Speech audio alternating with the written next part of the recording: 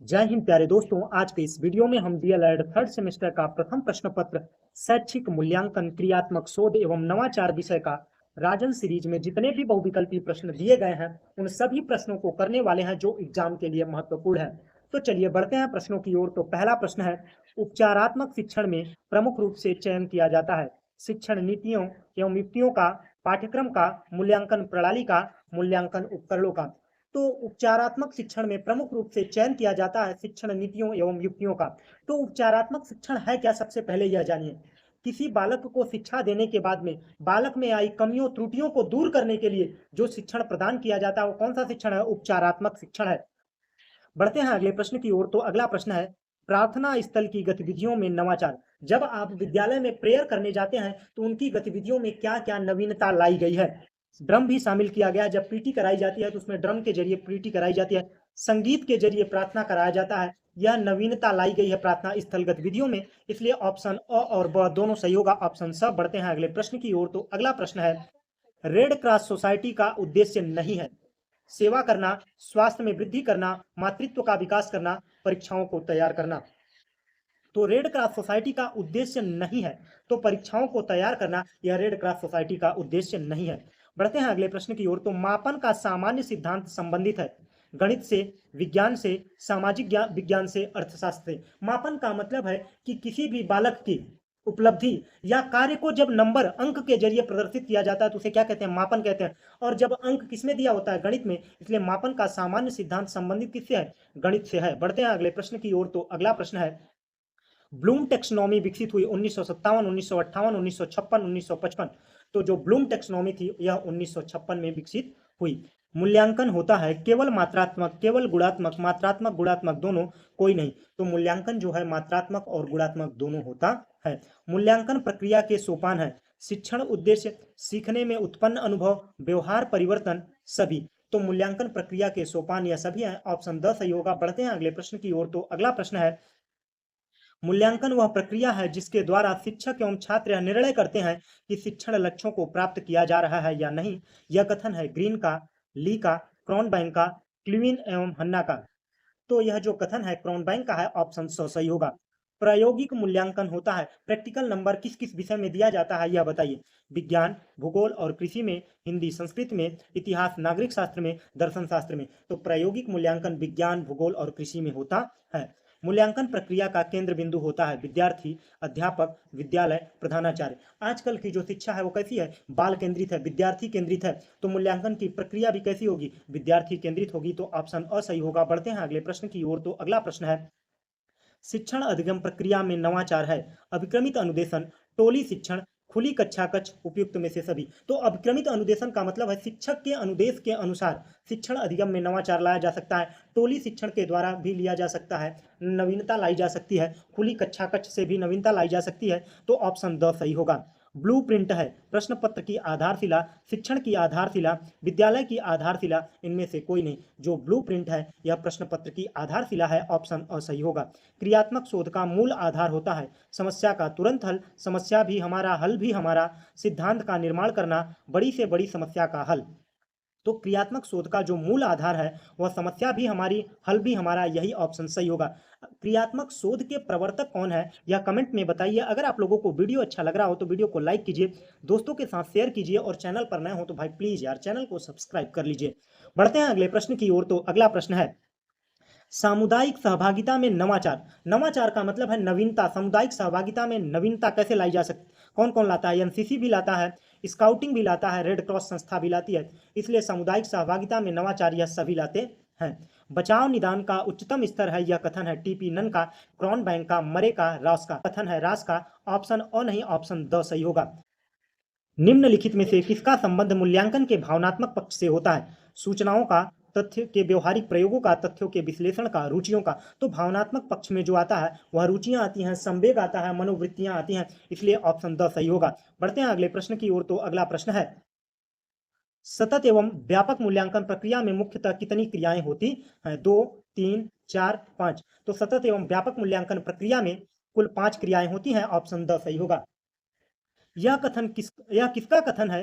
क्रियात्मक शोध का तात्पर्य उस प्रक्रिया से है जिसके द्वारा अभ्यासकर्ता निर्णय एवं क्रियाओं का मार्गदर्शन, संशोधन तथा मूल्यांकन करने के लिए अपनी समस्याओं का वैज्ञानिक ढंग से अध्ययन करती है। यह कथन है गुड का, फ्रोवेल का, महात्मा गांधी का, कोरे का। तो यह जो कथन है कोरे का है, ऑप्शन द सही होगा। बढ़ते हैं अगले प्रश्न की ओर। तो अगला प्रश्न है, मापन होता है गुणात्मक, मात्रात्मक, तुलनात्मक सभी। जो मापन है यह गुणात्मक है और जो मूल्यांकन है गुणात्मक मात्रात्मक दोनों है। व्यक्तित्व के सभी पक्षों का मूल्यांकन व्यक्तित्व के सभी पक्षों का मूल्यांकन किया जाता है सतत मूल्यांकन के द्वारा, इकाई मूल्यांकन के द्वारा, दक्षता आधारित मूल्यांकन के द्वारा, व्यापक मूल्यांकन के द्वारा। तो व्यक्तित्व के सभी पक्षों का मूल्यांकन व्यापक मूल्यांकन के जरिए होता है। ज्ञान बोध का अनुप्रयोग संबंध मूल्यांकन के किस पक्ष से है? संज्ञानात्मक पक्ष, भावनात्मक पक्ष, कौशलात्मक पक्ष, द सभी। तो ज्ञान बोध अनुप्रयोग संबंध मूल्यांकन किस पक्ष से है? संज्ञानात्मक पक्ष से है। और भावनात्मक पक्ष में आता है संवेग, रुचियां, मनोवृत्तियां। और कौशलात्मक पक्ष में आता है खेलना, कूदना, पढ़ना, लिखना। ये सब क्या है? कौशलात्मक पक्ष है। सत्र के अंत में किया जाने वाला मूल्यांकन कहलाता है सतत मूल्यांकन, वार्षिक मूल्यांकन, दक्षता आधारित मूल्यांकन कोई नहीं। तो सत्र के अंत में किया जाने वाला मूल्यांकन वार्षिक मूल्यांकन होता है। वार्षिक मूल्यांकन को ही योगात्मक मूल्यांकन भी कहते हैं। योगात्मक मूल्यांकन के अलावा एक और मूल्यांकन है जो प्रारंभ में किया जाता है, रचनात्मक। रचनात्मक मूल्यांकन भी होता है। रचनात्मक मूल्यांकन प्रारंभ में होता है, योगात्मक मूल्यांकन अंतिम में होता है। बढ़ते हैं अगले प्रश्न की ओर। तो अगला प्रश्न है, उत्तम परीक्षण की विशेषता नहीं है वैधता, विश्वसनीयता, वस्तुनिष्ठता, कठोरता। तो उत्तम परीक्षण की विशेषता कठोरता नहीं होती है। छात्रों की रुचियों, संवेगों एवं मनोवृत्तियों का संबंधित मूल्यांकन का पक्ष कहलाता है। संज्ञानात्मक पक्ष, भावनात्मक पक्ष, कौशलात्मक पक्ष कोई नहीं। तो संवेग, मनोवृत्ति, रुचि का संबंधित मूल्यांकन है भावनात्मक पक्ष का। बच्चों की त्रुटियों का ज्ञान होने पर उन्हें दूर करने के लिए किया जाने वाला शिक्षण कहलाता है निदानात्मक शिक्षण, नवाचारी शिक्षण, उपचारात्मक शिक्षण, कौशल आधारित शिक्षण। तो बच्चों की त्रुटियों को दूर करने के लिए कौन सा शिक्षण प्रदान किया जाता है? उपचारात्मक शिक्षण प्रदान किया जाता है। और बच्चों की कमियों का पता लगाने के लिए निदानात्मक शिक्षण प्रदान किया जाता है। व्यापक मूल्यांकन द्वारा मूल्यांकन किया जाता है व्यक्तित्व के सभी पक्षों का। यह प्रश्न हमने करा दिया है, केवल शब्द बदले हुए हैं। मूल्यांकन का संज्ञानात्मक पक्ष संबंधित है ज्ञान बोध अनुप्रयोग से, तो उपयुक्त में से सभी होगा। सतत मूल्यांकन कहलाता है सत्र के अंत में किया जाने वाला मूल्यांकन योगात्मक मूल्यांकन होता है या वार्षिक मूल्यांकन होता है। मध्य में किया जाने वाला अर्धवार्षिक मूल्यांकन होता है। नित्य प्रतिदिन किया जाने वाला मूल्यांकन सतत मूल्यांकन होता है। और सतत मूल्यांकन कहलाता है नित्य प्रतिदिन किया जाने वाला मूल्यांकन। विज्ञान, भूगोल, कृषि विषय होती है, केवल सैद्धांतिक मूल्यांकन वाली नहीं। सैद्धांतिक एवं प्रायोगिक मूल्यांकन वाली, क्योंकि विज्ञान में प्रयोग होता है, भूगोल में होता है, कृषि में होता है। केवल मौखिक मूल्यांकन नहीं है। उपयुक्त में से कोई नहीं है। तो ऑप्शन ब सही होगा। यहाँ पर जो स दिया है यहाँ पर ब होगा, क्योंकि विज्ञान, भूगोल और कृषि में प्रायोगिक मूल्यांकन होता है, मौखिक मूल्यांकन केवल नहीं होता है। उत्तम परीक्षण की विशेषता वैधता, विश्वसनीयता, वस्तुनिष्ठता, उपयुक्त में से सभी। तो उत्तम परीक्षण की विशेषता यह सभी है। बढ़ते हैं अगले प्रश्न की ओर। तो अगला प्रश्न है, रचनात्मक मूल्यांकन में किया जाता है बच्चों के प्रारंभिक ज्ञान का मूल्यांकन। बच्चों के अंतिम ज्ञान का मूल्यांकन यह होता है योगात्मक मूल्यांकन। अर्धवार्षिक मूल्यांकन, व्यापक मूल्यांकन, समग्र ज्ञान का मूल्यांकन में व्यापक मूल्यांकन आता है। भावनात्मक पक्ष कहलाता है बच्चों की रुचियों से संबंधित मूल्यांकन, संवेगों से संबंधित मूल्यांकन, मनोवृत्तियों से संबंधित मूल्यांकन। तो भावनात्मक पक्ष कहलाता है उपयुक्त में से सभी। ब्लूप्रिंट का संबंध है उपचारात्मक शिक्षण, नवाचार, प्रश्न पत्र निर्माण, क्रियात्मक शोध से। तो ब्लूप्रिंट का संबंध है प्रश्न पत्र निर्माण से। उपचारात्मक शिक्षण संबंधित है गणित विषय से, पठन क्षमता से, त्रुटियों को दूर करने से, अंग्रेजी विषय के शिक्षण से। तो उपचारात्मक शिक्षण बच्चों में जो कमियां आई हैं उसको दूर करने के लिए उपचारात्मक शिक्षा प्रदान किया जाता है। तो बच्चों की त्रुटियों को दूर करने के लिए किया जाता है। बच्चों द्वारा किए गए कार्य उपलब्धियों का विवरण रखने हेतु तैयार किया जाता है अवलोकन, युग्म मूल्यांकन, छात्र प्रोफाइल, समाज मिति। तो बच्चों के द्वारा किए गए कार्यों उपलब्धियों का विवरण रखने हेतु तैयार किया जाता है छात्र प्रोफाइल। ऑप्शन सही होगा। बढ़ते हैं अगले प्रश्न की ओर। तो अगला प्रश्न है, निम्नलिखित में से किसके द्वारा यह पता चलता है कि बच्चे ने अभी तक कितना ज्ञान कौशल अर्जित किया है? नियंत्रण, संकेतक, मापन, एकेंद्रिक। तो यह मापन के जरिए पता चलता है कि बालक ने अभी कितना ज्ञान अर्जित किया है। निम्नलिखित में से कौन सी क्रियात्मक शोध की विशेषता है? समय अधिक लगता है, इसका उद्देश्य नए सिद्धांतों का प्रतिपादन करना होता है, सामान्यीकरण नए सिद्धांतों के रूप में होता है, अनुभवजन्य होता है। तो क्रियात्मक शोध की विशेषता अनुभवजन्य होती है, क्योंकि इसमें शिक्षक होते हैं, प्रधानाचार्य होते हैं और अनुभवी लोग होते हैं जो शिक्षण को बेहतर कराने के लिए वैज्ञानिक शोध करते हैं। क्रियात्मक शोध का संपादक कितने चरण में होता है? 4, 9, 6, 8। तो क्रियात्मक शोध का संपादन 6 चरणों में होता है। प्रारंभिक चरण होता है समस्या की पहचान करना और अंतिम चरण होता है निष्कर्ष। क्रियात्मक शोध की समस्या की पहचान करते समय होने वाली तथ्यों की जानकारी के अंतर्गत नहीं आता है। पर व्यक्ति गुणवत्ता, समय, मूल्यांकन। तो पर व्यक्ति जो है यह समस्या पहचान करते समय तथ्यों की जानकारी के अंतर्गत नहीं आता। क्रियात्मक शोध से किसी समस्या का प्रस्तावित उत्तर कहलाता है संकल्पना, पूर्व हल, पूर्व उत्तर, परिकल्पना। तो क्रियात्मक शोध से किसी समस्या का प्रस्तावित उत्तर कहलाता है परिकल्पना। बढ़ते हैं अगले प्रश्न की ओर। तो अगला प्रश्न है, क्रियात्मक शोध जिस लक्ष्य समूह के बारे में किया जाता है उसे कहते हैं यथेष्ट, समिष्टि, इष्टि, जनसमूह। तो उसे कहते हैं समिष्टि। जिन समूह लक्ष्य समूह के लिए क्रियात्मक शोध किया जाता है उसे क्या कहते हैं? समिष्टि कहते हैं। निम्नलिखित में से कौन सा क्रियात्मक शोध उपकरण के अंतर्गत नहीं आता है? साक्षात्कार, प्रश्नावली, प्रत्यक्षकरण, अवलोकन। तो प्रत्यक्षण जो है यह क्रियात्मक शोध उपकरण के अंतर्गत नहीं आता है। बालक एक ऐसी पुस्तक है जिसका अध्ययन अध्योपांत शिक्षक कक्षा में करता है। यह कथन है प्लेटो का, अरस्तु का, रास का, ह्यूम का। तो बालक एक ऐसी पुस्तक है जिसका अध्ययन शिक्षक शुरू से कक्षा, जब अध्योपरांत का मतलब होता है कक्षा जब शुरू होती है और जब तक खत्म नहीं होती तब तक बालक का अध्ययन करता है। यह जो कथन है यह कथन है रास का। ऑप्शन स सही होगा। बढ़ते हैं अगले प्रश्न की ओर। तो अगला प्रश्न है, निबंधनात्मक परीक्षण के प्रश्न है। उदाहरणार्थ प्रश्न, पुनः स्मरण प्रश्न, प्रत्याभिज्ञान प्रश्न, बहुवचन प्रकार वाले प्रश्न। जो निबंधनात्मक परीक्षण होते हैं यह उदाहरणार्थ प्रश्न होते हैं। वस्तुनिष्ठ परीक्षा की विशेषता नहीं है। समय की मितव्ययिता, फलांक की सुगमता, पाठ्यक्रम की व्यापकता, रचना एवं प्रशासन की सुगमता। तो पाठ्यक्रम की व्यापकता जो है वस्तुनिष्ठ प्रश्न की विशेषता, वस्तुनिष्ठ परीक्षा की विशेषता नहीं है। बढ़ते हैं अगले प्रश्न की ओर। तो अगला प्रश्न है, समस्या हमारी है और हल भी हमारा, यह जो लक्ष्य है क्रियात्मक शोध का है। तो क्रियात्मक शोध है क्या? सबसे पहले यह जानिए। शिक्षण को बेहतर बनाने के लिए शिक्षक, प्रधानाचार्य और बालक द्वारा किए गए वैज्ञानिक शोध को क्या कहते हैं? क्रियात्मक शोध कहते हैं। शैक्षिक मूल्यांकन का अंग, व्यवहारात्मक अनुभव, प्रेरणात्मक अनुभव, स्मृति अनुभव, अधिगम अनुभव। तो शैक्षिक मूल्यांकन का अंग जो है वह है अधिगम अनुभव होता है। परिकल्पना होता है समाधान का पूर्व अनुमान।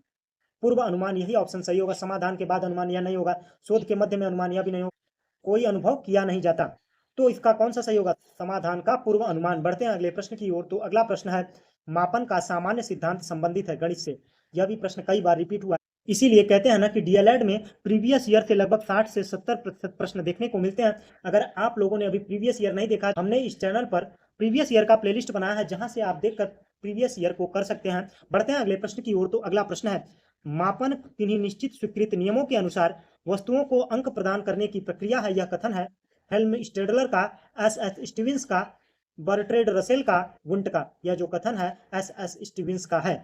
शैक्षिक उद्देश्य के अंग हैं बालक, समाज, विषय वस्तु। उपयुक्त में से सभी जो है शैक्षिक उद्देश्य के अंग हैं। बालक के विभिन्न कौशल विकसित होने वाले क्षेत्र, ज्ञानात्मक क्षेत्र, भावनात्मक क्षेत्र, क्रियात्मक क्षेत्र। तो उपयुक्त में से सभी बालक के विभिन्न कौशल विकसित करने वाले क्षेत्र। बौद्धिक योग्यता में बोध का अंग नहीं है अनुवाद, विवेचना, विस्तार, अनुप्रयोग। तो बौद्धिक योग्यता के बोध का अंग अनुप्रयोग नहीं है। रास का कथन है बचाव निदान का उच्चतम स्तर है। क्रियात्मक शोध में शोधकर्ता होता है उत्पादक, उपभोक्ता, उत्पादक एवं उपभोक्ता दोनों, न तो उत्पादक न ही उपभोक्ता। तो क्रियात्मक शोध होता क्या है? शिक्षक और बालक, मतलब जो बना रहा है वो क्या है? उत्पादक है। उपभोक्ता कौन है? बालक। इसमें दोनों ही होते हैं। तो ऑप्शन स सही होगा। बढ़ते हैं अगले प्रश्न की ओर। तो अगला प्रश्न है, क्रियात्मक शोध करने का अधिकार है केवल शिक्षक को, शिक्षक प्रधानाध्यापक को, शिक्षक प्रधानाध्यापक छात्रों को, शिक्षकों प्रधानाध्यापकों छात्रों, MBSA या सभी को। तो ऑप्शन द सही होगा, सभी को। स्टीफन एम कोरे ने शैक्षिक क्षेत्र में किस प्रकार के अनुसंधान का प्रयोग किया था? क्रियात्मक शोध अनुसंधान का प्रयोग किया था। किसी निश्चित प्रयोजन को ध्यान में रखकर जब हम यह देखते हैं कि उसको पूरा करने में वह वस्तु, क्रिया या कहाँ तक उपयोगी है, यह निर्णय कहलाता है विश्वसनीय, आच्छादन, मूल्यांकन, समाजमिति। तो यह कहलाता है मूल्यांकन। व्यापक मूल्यांकन का आशय होता है व्यक्तित्व के सभी पक्षों का मूल्यांकन। यह भी प्रीवियस ईयर है। ऑप्शन और सही होगा। बढ़ते हैं अगले प्रश्न की ओर। क्रियात्मक शोध के प्रवर्तक हैं स्टीफन एम कोरे। सतत एवं व्यापक मूल्यांकन आरंभ हुआ था 2009 में। रीता ने भाषा में 60 अंक प्राप्त किए। 60 अंक प्राप्त करना क्या कहलाता है? मापन कहलाता है। प्रोफेसर स्टीफन एम कोरे की पुस्तक है origin of species, essential of educational management, improve education, improve school practices. तो ऑप्शन द सही होगा। बढ़ते हैं अगले प्रश्न की ओर। तो अगला प्रश्न है, मूल्यांकन की शैक्षिक आवश्यकता किसको होती है? छात्र को, शिक्षक को, अभिभावक एवं समाज को। तो सभी को मूल्यांकन शैक्षिक आवश्यकता होती। सामान्य रूप से मूल्यांकन के कितने पक्ष होते हैं? 5, 2, 6, 4। तो सामान्य रूप से मूल्यांकन के 6 पक्ष होते हाँ, पढ़ते हैं अगले प्रश्न की ओर। तो अगला प्रश्न है, सतत मूल्यांकन का तात्पर्य होता है सत्र में 2 बार परीक्षा लेना, सत्र में 3 बार परीक्षा लेना, सुविधा अनुसार परीक्षा लेना, सत्र प्रारंभ से सत्रांत मतलब सत्र के अंत तक परीक्षा की विद्यार्थी की योग्यता का आकलन करना ही सतत मूल्यांकन कहलाता। सतत का मतलब ये होता है लगातार।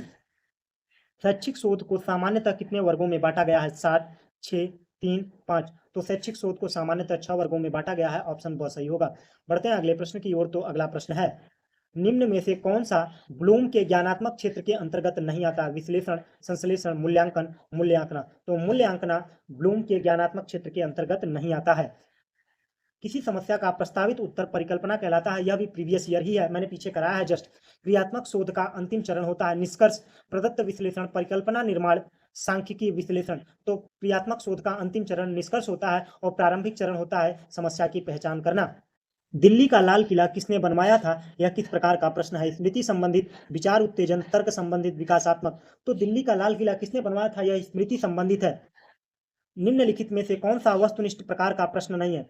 तो कुल मिलाकर कॉम्पिटिटिव एग्जाम में जो बहुविकल्पी प्रश्न होते हैं, एकांतर खाली स्थान वाले होते हैं, मिलान होते हैं, सब कैसे प्रश्न होते हैं? वस्तुनिष्ठ होते हैं। लेकिन वस्तुनिष्ठ कौन नहीं है? लिखित परीक्षा में जैसे अति लघुत्तरी, लघुत्तरी जो प्रश्न है, ये सब क्या है? वस्तुनिष्ठ नहीं है। मूल्यांकन एक निरंतर चलने वाली प्रक्रिया है। यह कथन जो है एनसीईआरटी का है। कोठारी आयोग प्रारंभिक शिक्षा से संबंधित है, मुदालियर आयोग माध्यमिक शिक्षा से संबंधित है। शैक्षिक उद्देश्य के अंग हैं बालक, समाज, विषय वस्तु। उपयुक्त में से सभी जो है शैक्षिक उद्देश्य के अंग है। बौद्धिक योग्यता के में बोध का अंग नहीं है। अनुवाद, विवेचना, वाग विस्तार, अनुप्रयोग जो है बौद्धिक योग्यता के बोध का अंग नहीं है। रीता ने गणित में 50 अंक प्राप्त किया। 50 अंक प्राप्त करना मापन है। क्रियात्मक शोध का अंतिम चरण निष्कर्ष होता है। उत्तम परीक्षण की विशेषता नहीं है। कठोरता जो है उत्तम परीक्षण की विशेषता नहीं है। ज्ञान, बोध, अनुप्रयोग का संबंध मूल्यांकन के किस पक्ष से है? तो संज्ञानात्मक पक्ष से है। रुचि, संवेग, मनोवृत्तियां या भावनात्मक पक्ष से है। कौशलात्मक पक्ष खेलना, कूदना, उठना बैठना कौशलात्मक पक्ष से है। मापन किसी निश्चित स्वीकृत नियमों के अनुसार वस्तुओं को अंक प्रदान करने की प्रक्रिया है। यह जो कथन है हेल्प स्टेडटर, एस एस स्टीवेंस, वर्ल्ड ट्रेड रसेल, वुंड। तो मापन किसी निश्चित स्वीकृत नियमों के अनुसार वस्तुओं को अंक प्रदान करने की प्रक्रिया है। यह कथन है यस एस स्टीवेंस का। मूल्यांकन प्रक्रिया को सामान्यतः कितने भागों में बांटा गया है? 2, 4, 5, 6। तो मूल्यांकन प्रक्रिया को सामान्यतः 4 भागों में बांटा गया। बढ़ते हैं अगले प्रश्न की ओर। तो अगला प्रश्न है, शैक्षिक नवाचार से तात्पर्य है शिक्षा अधिगम प्रक्रिया में नवाचार। बिल्कुल, तभी शैक्षिक नवाचार हो सकता है। शिक्षण विधि में नवाचार। तो उपयुक्त में से दोनों ऑप्शन सही होगा। मूल्यांकन के अनुरूप है उद्देश्य के, प्रविधि के, विधि के, सिद्धांतों के। तो मूल्यांकन अनुरूप है विधि के। ऑप्शन सही होगा।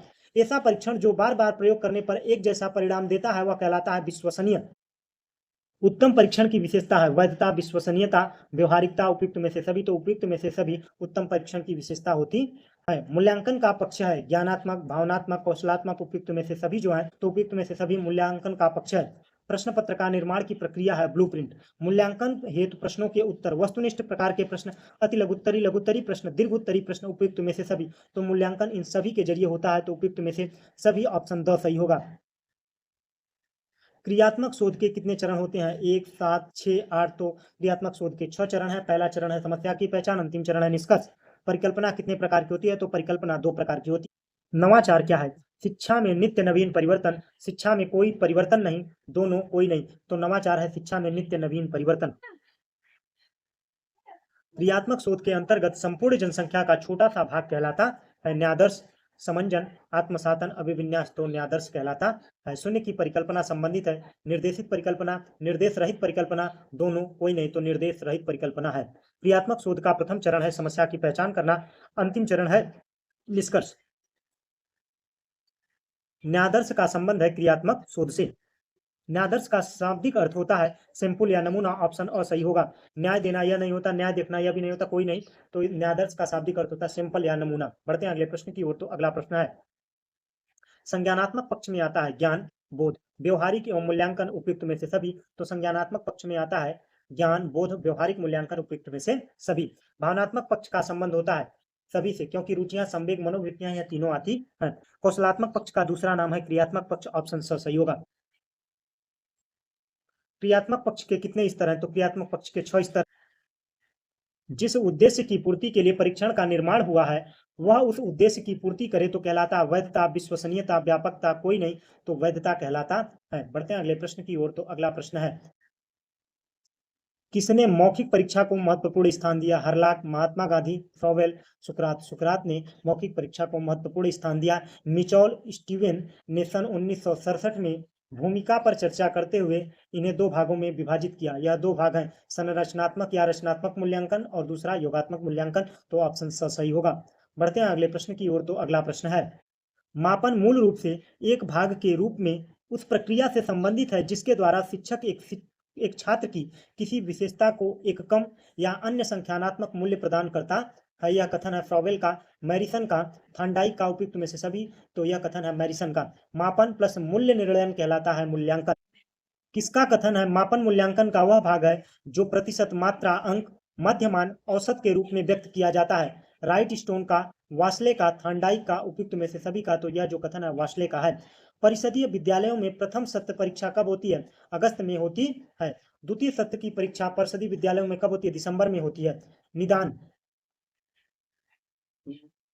निदान शब्द का प्रयोग किसके लिए किया जाता है? मापन, परीक्षण, मूल्यांकन, उपयुक्त में से सभी। तो मापन के लिए निदान शब्द का प्रयोग किया जाता है। शैक्षिक नवाचार के अंतर्गत आता है शिक्षण अधिगम, मूल्यांकन, विद्यालय प्रबंधन, उपयुक्त में से सभी। तो शैक्षिक नवाचार के अंतर्गत यह सभी आते हैं। बढ़ते हैं अगले प्रश्न की ओर। तो अगला प्रश्न, मूल्यांकन के उद्देश्य हैं छात्रों की समस्या का ज्ञान, समस्या का निवारण करना, शिक्षक द्वारा शिक्षण कार्यों में सुधार, उपयुक्त में से सभी। तो उपयुक्त में से सभी मूल्यांकन के उद्देश्य हैं। मूल्यांकन की विशेषता, सतत चलने वाली प्रक्रिया, गुणों का मापन होता है, शिक्षण प्रक्रिया गतिशील बनती है, उपयुक्त में से सभी। तो मूल्यांकन की विशेषता यह सभी है। बढ़ते हैं अगले प्रश्न की ओर। तो अगला प्रश्न है, बच्चों के सर्वांगीण विकास को शिक्षाविदों ने 3H के संकेत दिए। इसमें से H का मतलब होता है हेड, हर्ट, हैंड। तो ऑप्शन और सही होगा। ब्लूम के अनुसार शैक्षिक उद्देश्यों का क्रम है ज्ञान बोध, अनुप्रयोग, कौशल, उपयुक्त में से सभी। तो ब्लूम के अनुसार शैक्षिक उद्देश्यों का क्रम है उपयुक्त में से सभी। बढ़ते हैं अगले प्रश्न की ओर। तो अगला प्रश्न है, किसका कथन है प्रत्येक वस्तु जो जरा सा भी सत्ता रखती है किसी न किसी परिणाम में सत्ता रखती है वह मापने योग्य है? मैरिसन का, थांडाइक का, गुडविन का, क्लासमेयर का। यह जो कथन है थांडाइक का है। जब कोई व्यक्ति परंपरागत तौर तरीके से हटकर नए ढंग से कार्य करता है तो वह कहलाता है नवाचार। नवाचार एक ऐसा विचार है जिसकी प्रतीत व्यक्ति नवीन विचार के रूप में करे। तो यह कथन है E.M. रॉजर्स का, वार्नेट का, जॉन डीवी का, महात्मा गांधी का। तो यह जो कथन है E.M. रॉजर्स का है। नवाचार एक ऐसा विचार है, व्यवहार है अथवा वस्तु है जो नवीन और वर्तमान स्वरूप से गुणवत्ता दृष्टि से भिन्न है। यह कथन है E.M. रॉजर्स का, वार्नेट का, जॉन डीवी का, महात्मा गांधी का। तो यह कथन है वार्नेट का। शैक्षिक नवाचार की आवश्यकता को व्यक्त किया जा सकता है शिक्षा में गुणवत्ता सुधार के लिए, विज्ञान एवं तकनीकी ज्ञान प्रसार के लिए, मानवीय संसाधन के विकास के लिए, उपयुक्त में से सभी। तो शैक्षिक नवाचार की आवश्यकता को व्यक्त किया जा सकता है वैज्ञानिक एवं तकनीकी प्रसार से। ऑप्शन ब सही होगा। बढ़ते हैं अगले प्रश्न की ओर। तो अगला प्रश्न है, मौखिक परीक्षा किसने प्रारंभ की? सुकरात, ग्लेडाइडस, फ्रॉवेल, गांधी जी। तो मौखिक परीक्षा को किसने आरंभ किया था? ग्लेडाइडस ने। शैक्षिक क्षेत्र में क्रियात्मक अनुसंधान का प्रयोग किया था स्टीफन एम कोरे ने किया था। स्किनर ने अपना प्रयोग किस पर दिया था? यह कमेंट में बताइए। कार्य क्षेत्र से संबंधित समस्या के कारणों को जानने, समस्या हेतु किए जाने वाले शोध कहलाते हैं क्रियात्मक शोध कहलाते हैं। ऑप्शन ब सही होगा।